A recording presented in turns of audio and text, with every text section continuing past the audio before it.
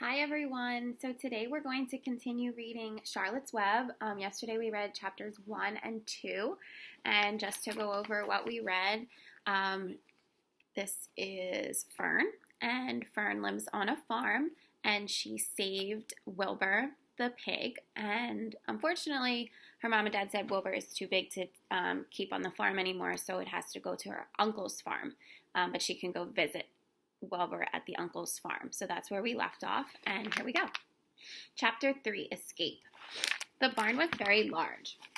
It was very old. It smelled of hay, and it smelled of manure. It smelled of the perspiration of tired horses and the wonderful sweet breath of patient cows. It often had a sort of peaceful smell, as though nothing bad could ever happen again in the world. It smelled of grain, and of harness dressing, and of axle grease, and rubber boots, and new rope. And whenever the cat was given a fish head to eat, the barn would smell of fish. But mostly it smelled of hay, for there was always hay in the great loft up overhead.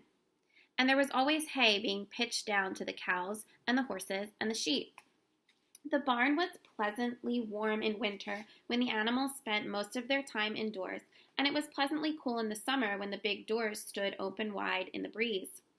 The barn had stalls on the main floor for the work horses, tie-ups on the main floor for the cows, a sheepfold down below for the sheep, a pig pen down below for Wilbur, and full of all sorts of things that you would find in barns: ladders, grindstones, pitchforks, monkey wrenches, lawnmowers, snow shovels, axe handles, milk pails, water buckets, empty grain sacks, and rusty rat traps.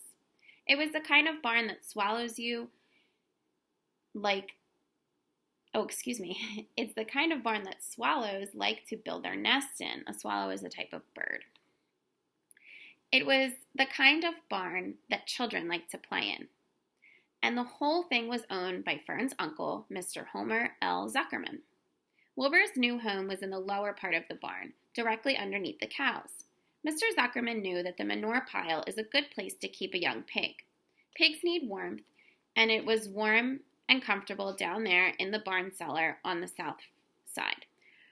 Fern came almost every day to visit him. She found an old milking stool that had been discarded, and she placed the stool on the sheepfold next to Wilbur's pen.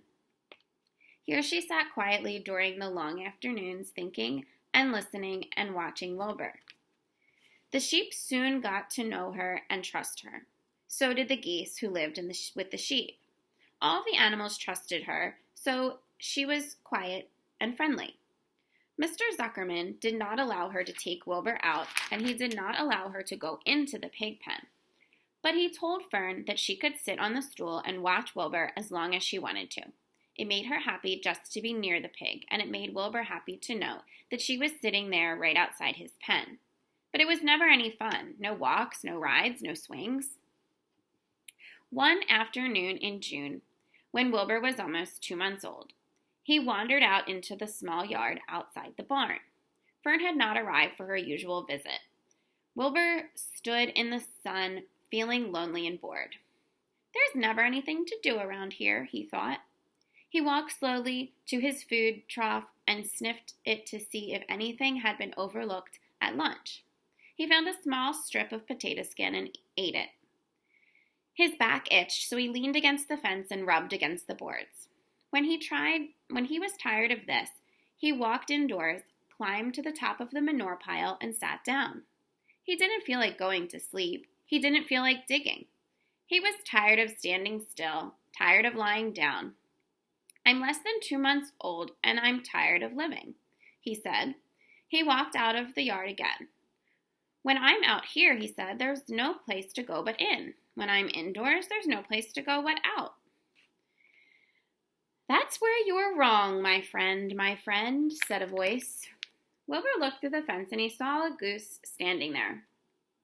"You don't have to stay in the dirty little yard," said the goose, who talked rather fast. "One of the boards is loose. Push on it. Push on it, and come on out." "What?" said Wilbur. "Say it slower." At the risk of repeating myself," said the goose, "I suggest you come on out. It's wonderful out here." "Did you say that a board was loose?"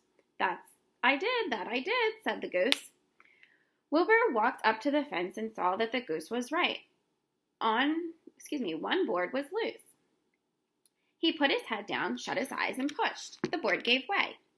In a minute, he had squeezed through the fence and was standing in the long grass outside of the yard. The goose chuckled. How does it feel to be free? She asked. I like it, said Wilbur. That is, I guess I like it. Actually, Wilbur felt queer to be outside his fence with nothing between him and the big world. Where do you think I'll better go? Anywhere you like, said the goose. Go down through the orchard, root up to the sod, go down to the garden, dig up the radishes, root up everything, eat grass, look for corn, look for oats, run all over, skip and dance, jump and prance, go down through the orchard and stroll in the woods. The world is a wonderful place when you're young. I can see that, replied Wilbur. He gave a jump in the air, twirled, ran a few steps, stopped, looked all around, sniffed the smells of afternoon, and then set off walking down through the orchard. Pausing in the shade of the apple tree, he put his strong snout into the ground and began pushing, digging, rooting. He felt very happy. He had plowed up quite a piece of ground before anyone noticed him. Mrs. Zuckerman was the first to see him. She saw him from the kitchen window, and she immediately shouted for the men. Homer, she cried, pigs out, Lurvy, pigs out, Homer, Lurvy, pigs out. He's down there under the apple tree. Now the trouble starts, thought Wilbur. Now I'll catch it. The goose heard the racket, and she, too, started hollering. Run, run, run, downhill, make for the woods, she shouted to Wilbur. They'll never, never, never catch you in the woods. The Cocker Spaniel heard the commotion, and he ran out from the barn to join the chase. Mr. Zuckerman heard, and he came out of the machine shed where he was mending a tool. Lurvy, the hired man, heard the noise, and he came out from the asparagus patch where he was pulling weeds. Everybody walked towards Wilbur, and Wilbur didn't know what to do. The woods seemed a long way off, and anyway, he had never been down there in the woods, and he wasn't sure if he would like it. Get around him, Lurvy, said Mr. Zuckerman, and drive him towards the barn. And take it easy. Don't rush him. I'll go and get buckets of slop. The news of Wilbur's escape spread rapidly among the animals on the place. Whenever any creature broke loose from Zuckerman's farm, the event was of great interest to others. The goose shouted to the nearest cow that Wilbur was free, and soon the cows knew. Then one of the cows told one of the sheep, and soon all of the sheep knew. The lambs learned it from their mothers. The horses in their stalls of the barn pricked up their ears when he heard the goose hollering. And soon all of the horses caught on to what was happening. Wilbur's out, they said. Every animal stirred and lifted his head and became excited to know that one of their friends had gotten free and was no longer penned up or tied up. Wilbur didn't know what to do or which way to run. It seemed as though everyone was after him. If this is what it's like to be free, he thought, I believe I'd rather be penned up in my own yard. The Cocker Spaniel was sneaking up on him from one side. Lurvy, the hired man, was sneaking up on him from the other side. Mrs. Zuckerman stood ready to head him off if he started for the garden, and now Mr. Zuckerman was coming down toward him carrying a pail. This is really awful, thought Wilbur. Why doesn't Fern come? He began to cry. The goose took command and began to give orders. Don't just stand there, Wilbur. Dodge about, cried the goose. Skip around, run towards me, slip in and out, in and out, in and out. Make for the woods, turn and twist. The Cocker Spaniel sprang for Wilbur's hind leg. Wilbur jumped and ran. Lurvy reached out and grabbed. Mrs. Zuckerman screamed for Lurvy. The gooses cheered for Wilbur. Wilbur dodged between Lurvy's legs. Lurvy missed Wilbur and grabbed the spaniel instead. Nicely done, cheered on the goose. Try it again. Run downhill, suggested the cows. Run toward me, yelled the gander. Run uphill, cried the sheep. Turn and twist, honked the goose. Jump and dance, said the rooster. That's a picture of what's going on.